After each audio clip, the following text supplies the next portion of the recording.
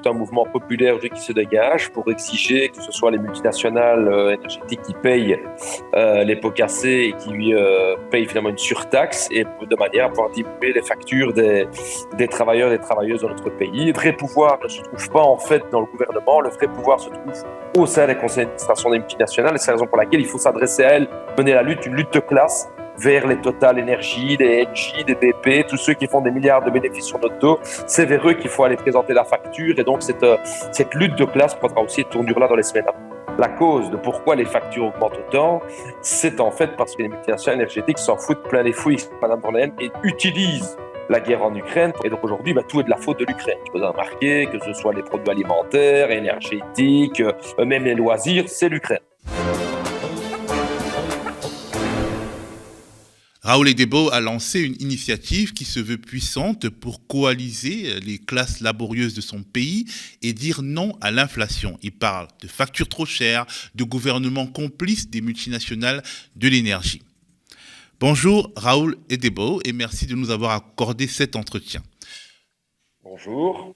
Alors, en tant que responsable politique, vous appelez les Belges à se révolter et à dire non à l'inflation et aux dirigeants politiques de votre pays à travers ce que vous appelez les vendredis de la colère. De quoi s'agit-il ? En fait, en Belgique comme en France, évidemment, la classe travailleuse n'arrive plus à payer ses factures.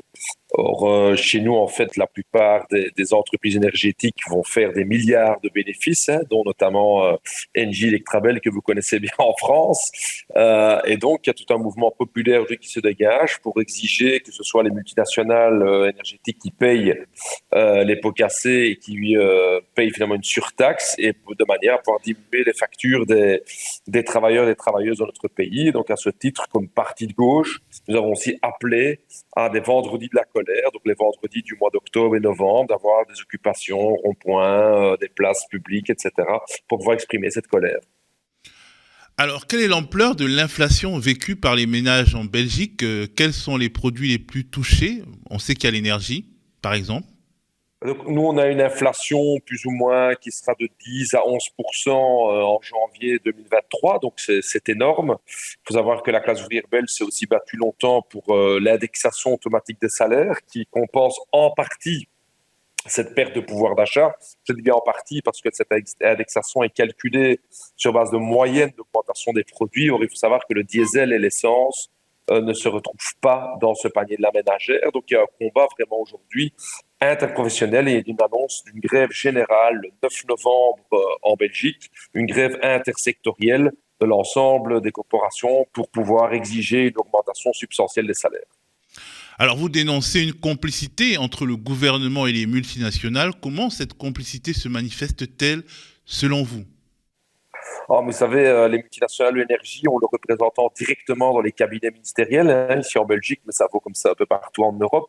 Et j'ai toujours coutume de dire qu'en gros, vous savez qu'en Belgique, nous sommes les recordmen mondiaux du nombre de ministres par nombre d'habitants, parce qu'on a énormément de ministres en Belgique, mais que nos 4 ministres de l'énergie ont beaucoup moins de pouvoir que le conseil d'administration d'Engie Electrabel qui décide de tout dans notre pays.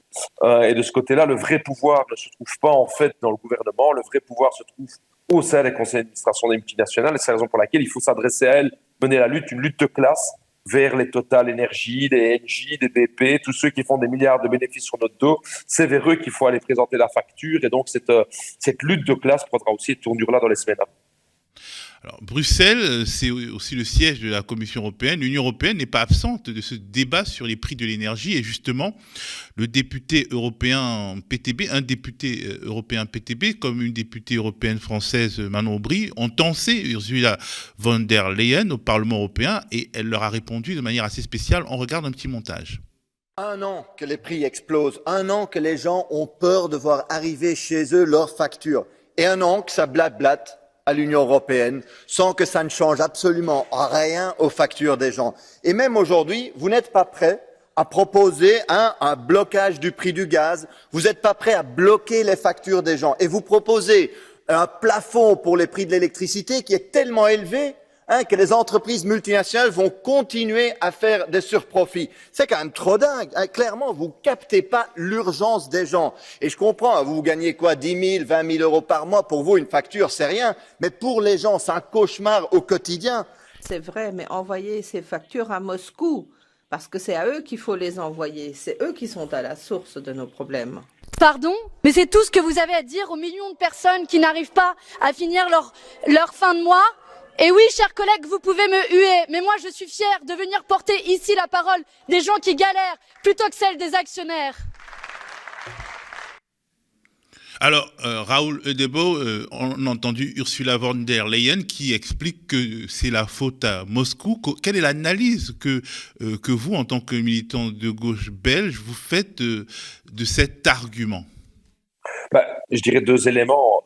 Le premier élément, et c'est intéressant comment Marc Botenga et Manon mettent ça en avant, c'est que il faut quand même rappeler que le prix de revient chez nous, la production électrique dans nos pays par Engie Electrabel est de l'ordre de 25 à 30 euros du mégawatt-heure.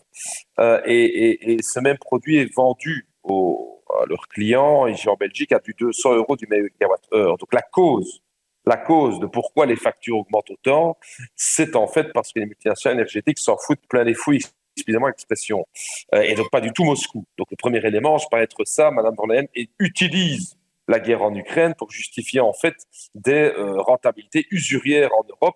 Et donc aujourd'hui, tout est de la faute de l'Ukraine. Tu peux remarquer que ce soit les produits alimentaires, énergétiques, même les loisirs, c'est l'Ukraine. Voilà, c'est l'excuse à bon dos.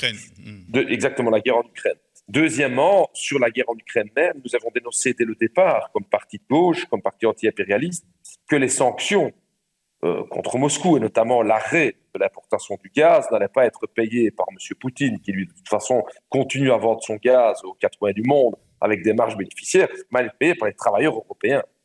Et je sais qu'au début, quand on avait dit ça, ouais, c'était scandaleux, on était pro-Poutine, parce que quand vous n'êtes pas pour la guerre à outrance en Europe, vous êtes pro-Poutine.